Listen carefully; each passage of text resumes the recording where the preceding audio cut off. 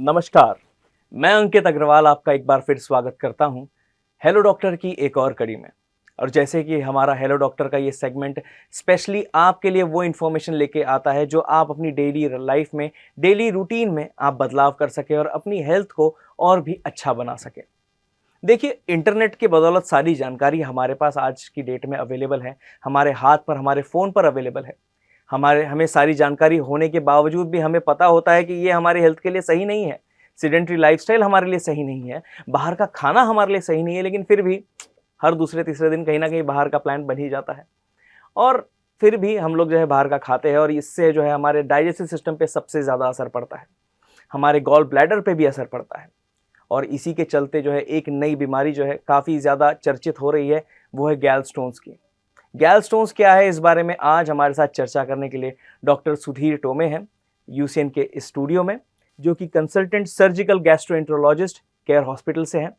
आपका बहुत बहुत स्वागत है डॉक्टर यूसीएन स्टूडियो में। नमस्कार। तो सर, सबसे पहले तो मैं जानना चाहूँगा कि गैलस्टोन्स की जैसे मैंने बात की है, क्या चीज़ है, कैसे बनता है? सबसे पहले तो आप ये बताइए कैसे बनता है और क्या होता क्या है ये? देखिए, गॉलस्टोन समझने के लिए हमें ये समझना होगा कि इंसान के शरीर में लीवर और पित्ते का एक सिस्टम होता है। बिल्कुल। पित्ते का रस, जिसको अंग्रेजी में बाइल कहा जाता है। यस। बाइल ये हमारे खान पान में जो चिकनाई वाली चीज़ें होती है उसको हजम करने के लिए मदद करने वाला जूस होता है। ओके। और ये बाइल जूस हमारे लीवर से बनता है, पित्ते के थैले में जमा होता है। पित्ते का थैला रिजर्वायर और स्टोरेज है, और फिर एक नलकी से अतड़ी में जाता है। जब हम खाना खाते हैं उस समय अपने बॉडी के अंदर केमिकल प्रोसेसेस के द्वारा पित्ते के थैले से बाइल अतड़ी में पहुंचता है, और जो हमने खाया पिया तेल, घी, चिकनाई वाली चीज़ें हैं उनको हजम करने में मदद करता है। ये हो गई एसेंशियल प्रोसेस। ओके। अब पित्ते के थैले में पथरी बनती, इनको गॉलस्टोन्स कहा जाता है। और गॉलस्टोन्स आज की तारीख में लगभग 4 से 6% मरीजों में देखा जाता है। मतलब 100 मरीज पकड़ो तो उसमें 4 मरीजों को पित्ते के थैली की स्टोन्स की प्रॉब्लम देखी जाती है। अपने देश में नॉर्थ इंडिया और ईस्ट इंडिया में इसका प्रमाण ज़्यादा है as compare to central India और साउथ इंडिया। और इसके कई सारे कारण हैं। अब गॉलस्टोन्स बनने के लिए मेन कारण ये होते हैं कि पित्ते में जो बाइल आता है लीवर से, उस बाइल में कोलेस्ट्रॉल का प्रमाण ज़्यादा होता है। कोलेस्ट्रॉल का प्रमाण ज़्यादा होने से उसमें एक म्यूसिन करके प्रोटीन होता है, वो पथरी बनाने में मदद करता है। और इसमें गॉल ब्लैडर यानी पित्ते के थैले की बनावट, कुदरती बनावट और उसकी हलचल यानी मूवमेंट, ये भी कंट्रीब्यूट करती है। तो ये 3 फैक्टर बहुत सारे कंडीशंस में अपने को देखने को मिलते हैं। जैसे सबसे कॉमन कारण है कि हमारा खान पान। आजकल की लाइफस्टाइल के हिसाब से हमारा खान पान काफ़ी तेल, घी, चिकनाई वाली पदार्थों से ज़्यादा बना होता है। बिल्कुल। जब भी हम होटलिंग बाहर खाते हैं तो ये चीज़ें ही ज़्यादा मिलती हैं। सिमिलरली बहुत सारा एडल्ट्रेशन भी होता है फूड्स में, तो उसके कारण कई सारे मेटल्स वगैरह भी अपने बॉडी में जाते रहते हैं, और ये सारे लीवर से प्रोसेस होके पित्ते के थैले में आते रहते हैं। फिर हमारी लाइफस्टाइल सीडेंट्री हो चुकी है। हमारा मोटापा काफ़ी बढ़ रहा है। India is the capital of obesity होते जा रही है धीरे धीरे। तो ओबेसिटी यानी फैट का प्रमाण बढ़ गया। फैट का प्रमाण बढ़ने से इंसुलिन रेजिस्टेंस भी बढ़ता है, चर्बी और बढ़ते जाती। चर्बी और बढ़ने से कोलेस्ट्रॉल का प्रमाण बढ़ता है।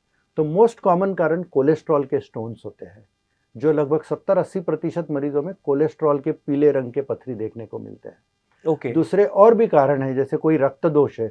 अपने देश में स्पेशली सेंट्रल इंडिया में सिकल सेल डिसीज, ये एक रक्त दोष है, इनमें भी पथरी बनने का प्रमाण होता है। और कुछ इन्फेक्शंस होते हैं जैसे टाइफाइड फीवर वगैरह, जो एशियन कंट्रीज में देखे जाते हैं, उनमें भी पथरी बनने के रीजंस होते हैं। तो इन कई सारे कारणों से पथरियाँ बनती है।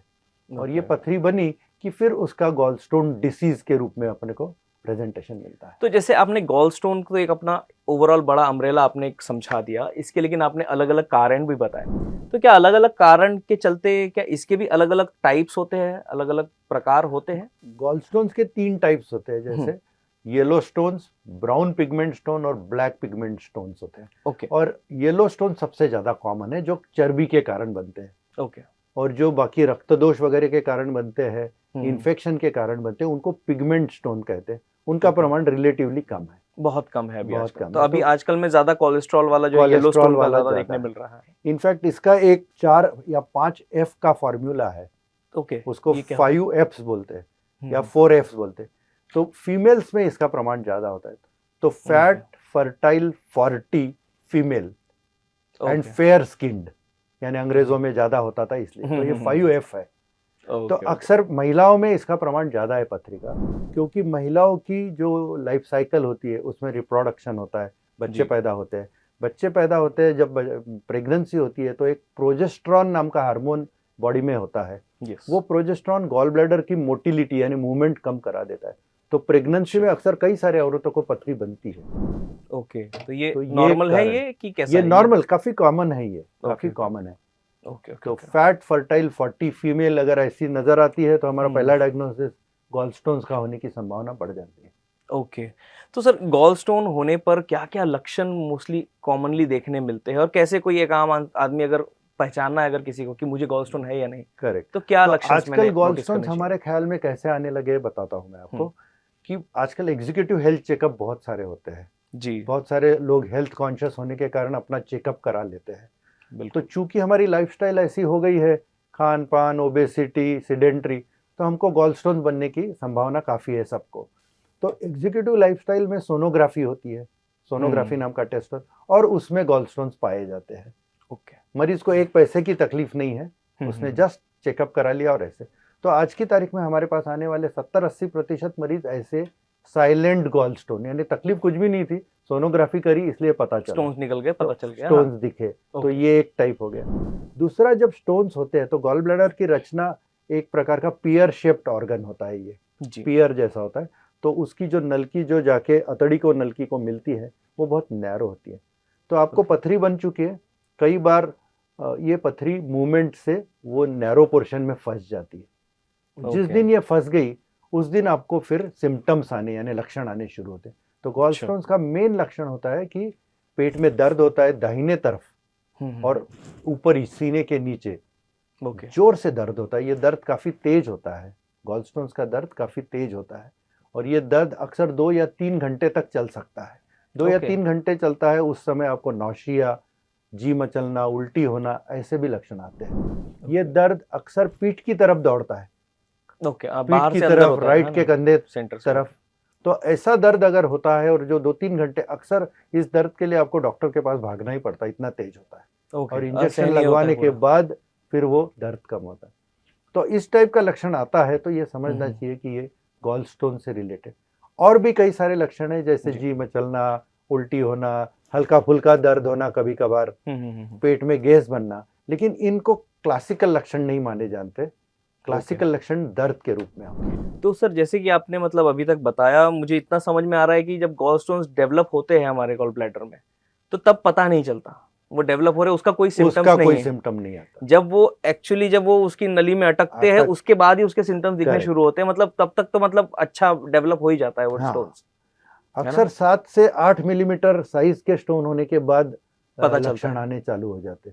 उससे छोटे जो रहते 3 मिलीमीटर, 2 मिलीमीटर, कंकड़ टाइप के, वो कई बार लक्षण नहीं देते, बिल्कुल नहीं देते।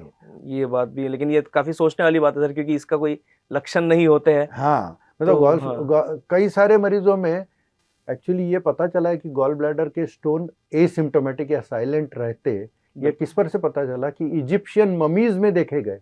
अच्छा, इजिप्शियन ममीज का जमाना आज से हजारों साल पुराना है, और उनके अंदर गॉल ब्लैडर में स्टोन वैसे के वैसे, यानी वो इंसान खत्म हो गए, गॉल स्टोन्स लेके ऊपर चले गए गॉल ब्लैडर में। तो इसका मतलब है उनको जिंदगी भर तकलीफ नहीं हो रही होगी, पथरी थी लेकिन तकलीफ नहीं हुई ऑब्वियसली। क्योंकि सर जैसे एग्जीक्यूटिव टेस्ट की बात चल रही है, हर साल में एक बार तो कोई ना कोई करवाता ही है, लेकिन उसमें mostly blood test, urine test, serology test ज्यादा होता है उसमें, क्योंकि मैक्सिमम बॉडी का जो ताल जो है वो पूरा उसमें पता चल जाता है कि हेल्थ कैसी है, क्या है। और गॉल स्टोन्स का ऐसा है कि सोनोग्राफी करवाने के बाद ही वो डिटेक्ट होते हैं, वरना करेक्ट। क्या कोई और टेस्ट में भी डिटेक्ट हो सकते हैं ये? आजकल एग्जीक्यूटिव हेल्थ चेकअप का हिस्सा ही है सोनोग्राफी। Sonography, okay. तो सोनोग्राफी एक हिस्सा ही है, उसके अलग अलग पैकेजेस होते हैं एक्चुअली। हमने हाईएस्ट पैकेज हमेशा लेना चाहिए। ओके। उसकी वजह है क्योंकि अगर हम चेकअप करा रहे तो 4 टेस्टों से नहीं पता चलता। बिल्कुल। हेल्दी आदमी जाता है, उसको मालूम नहीं उसको क्या है क्या नहीं, उसको वो जानना चाहता है। Yes. जब जानना चाहता है तो पूरा जाने, पूरा अच्छे से आधा अधूरा डिटेल जाने, डीप में हाँ, जाने। deep तो में उसमें सोनोग्राफी वाला पैकेज लेना चाहिए हमेशा। सोनोग्राफी के पैकेज में मिलता है। सोनोग्राफी सबसे सस्ता और सिंपल तंत्र ज्ञान है जिससे अपने को पथरी है या नहीं है पता चलता। सोनोग्राफी लगभग 97% एक्यूरेट होती है, 3% उसमें भी फैलेसीज होती है। ओके। तो 97। दूसरा सीटी स्कैन्स और एमआरआई स्कैन होते हैं, ये भी है अलग, लेकिन उनकी जरूरत नहीं होती आमतौर पे जब तक कोई कॉम्प्लिकेशंस नहीं है। सबसे इजीएस्ट मतलब सबसे मोस्टली बजट फ्रेंडली है सोनोग्राफी, क्योंकि एमआरआई और सीटी स्कैन्स में तो थोड़ा सा बजट हाई हो ही जाता है। हाँ, उसकी जरूरत भी नहीं होती। उसकी जरूरत डॉक्टर लोगों को जब समझते, डॉक्टर लोगों को समझ में नहीं आती बात तो फिर वो जानने के लिए है। एज ए स्क्रीनिंग प्रोसीजर नहीं है वो। ओके। तो सर कोई गॉलस्टोन्स जैसे अगर आपने बताया कि आप पूरी लाइफ, डेली लाइफ भी कैरी कर सकते हैं, लेकिन जब इलाज करवाने की स्थिति कब आती है, कब इलाज करवाना जरूरी हो जाता है गॉलस्टोन का? तो हमने ये देखना है कि जैसे आपको गॉलस्टोन्स है ये पता चल गया, तो कई बार ये तो एक पता चलता है एग्जीक्यूटिव हेल्थ चेकअप से। हाँ। या जिसको कुछ भी पता नहीं, आपके मेरे जैसा आदमी एक आध दिन एक सडनली दर्द हो गया, हाँ, और फिर तब जाता है। बिल्कुल तब जाता है तो वो पहला लक्षण है उसको, इसको बिलियरी कोलिक बोलते, बिलियरी पेन। ओके। ये पहला लक्षण होता है अक्सर। लेकिन कई सारे मरीज कॉम्प्लिकेशंस के साथ प्रेजेंट करते हैं डॉक्टर के पास। ओके। उनको मालूम ही नहीं कि उनको पथरी है, सीधा कॉम्प्लिकेशंस। तो हमने ये समझना चाहिए पहले कि क्या क्या कॉम्प्लिकेशंस है गॉलस्टोन डिसीज के। तो गॉलस्टोन डिसीज का पहला अहम कॉम्प्लिकेशन है एक्यूट कोलेसिस्टाइटिस, यानी जिस दिन पथरी अटक गई और पथरी अटकी हुई रही तो गॉल ब्लैडर में सूजन आ जाती। इस समय आपको दाखिल होना पड़ता है, एडमिट होना पड़ता है। Acute cholecystitis is a emergency condition. Okay. इसके लिए आपको एडमिट होकर इलाज करना पड़ता है। पहला कॉम्प्लिकेशन ये है। दूसरा कॉम्प्लिकेशन है कि कभी ये पथरी पित्ते के नलकी में उतर गई तो आपको पीलिया और बुखार होने की संभावना रहती है। और तीसरा कॉम्प्लिकेशन है कि गॉलस्टोन्स, कभी कभी गॉलस्टोन जब अतड़ी में जाता तो पेनक्रियास नाम का पुर्जा साथ में होता है, और पेनक्रियास के पुर्जे को ये थोड़ा सा आहत करके निकलता और अतड़ी में जाने की कोशिश करता। तो ये गॉलस्टोन जो पित्ते के नलकी में चला गया, पेनक्रियास के नलकी को छेड़ा, तो पेनक्रियाटाइटिस नाम की एक बड़ी बीमारी होती है। तो ये सारे जो कॉम्प्लिकेशंस है ये अनप्रेडिक्टेबल है, कब होंगे, किसको होंगे, नहीं होंगे, ये मालूम नहीं रहता। और इसीलिए पहला वार्निंग साइन जो है पेन के रूप में आया। तो पेन के रूप में वार्निंग साइन आते बराबर आपको पहली बार पेन हो गया तो अपने डॉक्टर को कांटेक्ट करना चाहिए। और सर इसके ट्रीटमेंट के क्या क्या तरीके होते हैं? क्या सिर्फ इसका ऑपरेशन करवाना ही है या दवाई से भी इसे गला सकते हैं? तो ट्रीटमेंट कई सारे हैं जी, लेकिन सबसे प्रिफर्ड ट्रीटमेंट ऑपरेशन है आज की तारीख में। ओके। हाँ, प्रिफर्ड, ये नहीं कि आपने ऑपरेशन कराना ही चाहिए। अगर कोई कहे कि मुझे ऑपरेशन नहीं करना तो उसके लिए अलग ट्रीटमेंट।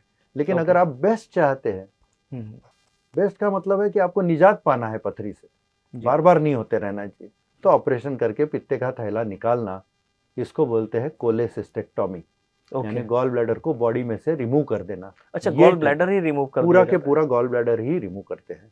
तो ये आज की तारीख में बेस्ट ट्रीटमेंट है। थोड़े इससे कम बेस्ट ट्रीटमेंट्स है कुछ कुछ, जैसे गॉलस्टोन्स को दवाई द्वारा पिघलाना और अतड़ियों से निकालना बाहर, ये एक ट्रीटमेंट है। उसको बोलते हैं गॉलस्टोन डिसोल्यूशन थेरेपी। ओके। तो कई सारे मरीज ऑब्वियसली पहले इसमें ऑपरेशन सुनते ही घबरा जाते हैं, घबरा जाते हैं और गॉल ब्लैडर निकालना है। लेकिन इसीलिए हमने ये समझना चाहिए कि गॉलस्टोन डिसोल्यूशन यानी दवाई वाली ट्रीटमेंट कैसी है। तो पहली बात है कि दवाई वाली ट्रीटमेंट सारे गॉलस्टोन्स में काम में नहीं आती। ओके। गॉलस्टोन डिसॉल्व, सिर्फ कोलेस्ट्रॉल गॉलस्टोन नहीं डिसॉल्व हो सकते, पिगमेंट गॉलस्टोन डिसॉल्व नहीं होते, ब्राउन पिगमेंट वाले नहीं, इन्फेक्शन के कारण होने वाले नहीं होते। तो कोलेस्ट्रॉल गॉल, और उसके कुछ प्री रिक्विजिट्स है, यानी मल्टीपल स्टोन्स है, छोटे साइज के है, कोलेस्ट्रॉल के बने हुए हैं, पित्ते का थैला काम कर रहा है। काम न करने वाला थैला, मतलब कई बार गॉलस्टोन ज्यादा दिन रहने से थैला काम करना बंद कर देता है। ओके। ऐसा भी होता है, नॉन फंक्शनिंग हो जाता गॉल ब्लैडर। तो अगर गॉल ब्लैडर काम नहीं कर रहा है और उसमें तुमने डिसॉल्व करने की दवाइयां भी दी तो भी वो काम ही नहीं कर रहा, तो पिघल के बाहर नहीं निकल पाएगा उसका। तो ये बहुत सारे फैक्टर्स होते हैं। ओके। और इसके बाद ये जो गॉल स्टोन्स को देने वाली दवाइयाँ हैं पिघलाने की, ये एक तो महंगी है, और इसको 2-2 साल लेने के बाद भी पूरी तरह से पथरी पिघली क्या, इसका कोई गारंटी नहीं रहता। ओके, हाँ, दवाई से कोई गारंटी कंसिस्टेंट नहीं ऑब्जर्वेशन भी रखना ही और पड़ता है। इस दरमियान आपको बार बार पथरी अटकने से तकलीफ भी हो सकती है, दुख भी सकता और अगर पिघल भी गई और आपने अपनी लाइफस्टाइल नहीं चेंज किया, गॉल ब्लैडर अंदर है, तो फिर पथरी बन सकती है, वापस तो रिकरेंस भी हो सकता रिकरेंस भी हो है। सकता इसलिए gallstone dissolution therapy is not acceptable treatment, लेकिन कुछ सिलेक्ट मरीजों में इसका इस्तेमाल होता है, आज भी होता है। तो मतलब जैसे अगर डिसोल्यूशन की अगर बात की है, तो ये कितने के या छोटे अगर ब्लड स्टोन्स है तो उसमें करवाया जा सकता है? नहीं, एक तो कोलेस्ट्रॉल स्टोन्स के लिए, और जनरली स्टोन्स 7-8 मिलीमीटर के कम के साइज के है तो होने की संभावना बढ़ती है। बड़े हो जाए 2-2, 3-3 सेंटीमीटर के हो जाते हैं स्टोन, तो फिर ये काम नहीं करते ये डिसोल्यूशन थेरेपी। ओके, तो फिर मतलब कंपल्सन हो ही जाता है कि ऑपरेट और करवाया गॉल ब्लैडर स्टोन ये होने के पहले गॉल ब्लैडर काम कर रहा है ये एस्टेब्लिश करना पड़ेगा। अगले दूसरे और एक टेस्ट होता है, टेस्ट के लिए, उसको हाइडा स्कैन बोलते हैं। उसमें वो नल की ब्लॉक है कि नहीं है ये पता चल, अगर नल की ब्लॉक हो गई होंगी तो कोई काम नहीं, डिसोल्यूशन गॉल ब्लैडर खराब निकालना ही पड़ेगा। तो क्या गॉल ब्लैडर के बिना भी नॉर्मल लाइफ जी जा सकती है सर? एग्जैक्टली, गॉल ब्लैडर जिंदगी जीने के लिए एसेंशियल ऑर्गन नहीं है। ओके, जिंदगी जीने के लिए पित्त रस जरूरी है। यप। तो इसकी एनालॉजी मैं हमेशा ये देता हूँ कि आप एक बड़े बंगले में रहते हैं या और आपके घर में एक स्टोर रूम है, लेकिन स्टोर रूम में बहुत सारे चूहे हो गए, आपने चूहे मारने की दवाई डाल दी लेकिन चूहे खत्म नहीं हो रहे, फिर आपको आके रात भर तंग करते रहते। एक दिन आप सोचते हो कि मैं ये स्टोर रूम ही तोड़ देता हूँ, जब तक मैं स्टोर रूम नहीं निकालता वो चूहे नहीं निकलते वहां। अब स्टोर रूम के बगैर आपका काम चलता है, चलता था। आज के हम फ्लैट संस्कृति में रहते हैं, कहाँ स्टोर रूम है, तो हमारा काम तो चलता है। तो सिमिलरली गॉल ब्लैडर नहीं रहने से हमारा काम चलता है, लेकिन गॉल ब्लैडर में स्टोन रहने से बार बार तकलीफ हो रही है। तो इसलिए गॉल ब्लैडर निकाल, और सिर्फ पथरी निकाल देने से भी गॉल ब्लैडर वैसा का वैसा रहा तो फिर पथरी बन सकती है, उसमें रिकरेंस का तो चांस रहेगा, लाइफ टाइम रहना है। गॉल ब्लैडर के ऑपरेशन में सिर्फ पथरी निकालना ये ट्रीटमेंट नहीं है, गॉल ब्लैडर पूरा निकाल देना ये ट्रीटमेंट है। लेकिन अगर इसे नजरअंदाज कर दिया गया तो क्या बड़ी कोई दिक्कतें हो सकती है? ये जो कॉम्प्लिकेशंस मैंने थोड़ी देर पहले बयान किया था, जैसे कि पीलिया होना, इन्फेक्शन होना, पेनक्रियाटाइटिस नाम की एक सीवियर बीमारी, तो वो होने की संभावना है, तो जानलेवा भी हो सकता है सर। हाँ, लेकिन इसके लिए डरने की जरूरत नहीं। अक्सर पहला कदम कॉम्प्लिकेशंस का नहीं होता, पहला कदम दर्द के रूप में आता है। हाँ। तो जिनके साइलेंट गॉल स्टोन्स है, एग्जीक्यूटिव हेल्थ चेकअप में पता चले, उन्होंने डरने की जरूरत नहीं है, उन्होंने लेकिन एहतियात बरतनी चाहिए कि मेरे को दर्द हुआ तो मैंने तुरंत में डॉक्टर, तब लाइफस्टाइल सुधार लो, और लाइफस्टाइल पहले से सुधारना शुरू करो। और दर्द होता है, दर्द की गोली घर में रखो, खान पान कम करो। हम प्रिकॉशनरी तौर पे कहते हैं कि तेल घी खाने की चीजें कम करो, एक समय में ज्यादा खाना मत खाओ, एक समय में ज्यादा खाने से प्रेसिपिटेट पेन होने की संभावना बढ़ जाती है। तली हुई चीजें, समोसे पकोड़े का प्रमाण थोड़ा कम करना चाहिए। लेकिन सर जैसे बाहर का खाना भी हो गया, लेकिन अपने खाने में क्या क्या चीजें इनकलकेट करें कि जो गॉल ब्लैडर को भी साफ रखे? करेक्ट, तो इसमें एक तो यानी आपको ऑयली फूड्स का सेवन कम करना है जी, और फ्रेश फ्रूट्स एंड वेजिटेबल्स का प्रमाण बढ़ाना है।